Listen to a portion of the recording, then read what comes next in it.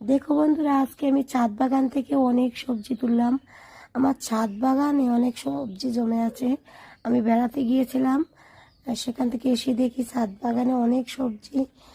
এখানে অনেকগুলোই বেগুন আছে। দেখো, এই গাছটাতে আগে বড় বড় বেগুন হয়েছে, এখন গাছটা প্রায় যায় যে অবস্থা। তারপরেও কত বেগুন হয়েছে দেখো, একটা পেকে গেছে। এই পাকানো বেগুনটা রেখে দেবো। আর আমার টমেটো গাছগুলো প্রায় অনেক টমেটোই পাকছে, দেখো সেখান থেকে আমি অনেকগুলো তুললাম। আর এখানটাতে কিছু কাঁচা টমেটো আছে, সেগুলোও কিছুটা নিলাম।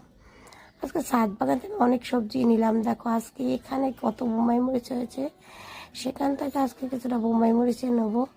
অনেক পেকে গেছে, আবার কিছু কিছু কাঁচাও আছে। আর এই গাছটার জন্য নতুন করে খাবার দিতে হবে, কারণ অনেকদিন খাবার দেওয়া হয়নি। বেড়াতে গিয়েছিলাম তাই। আজকে খোল ভেজানো জল দেব, কলার খোসা ভেজানো জল দেব। আমার দাদাও আসছে, দেখো সেও কিছুটা মরিচ তুলেছে। বলে তো মরিচগুলো খুব ভালো লাগে দেখতে, আমিও কিছুটা তুলবো, ও কিছুটা তুললো। দেখো আমি ছাদ বাগানটা আজকে কত সবজি তুলছি।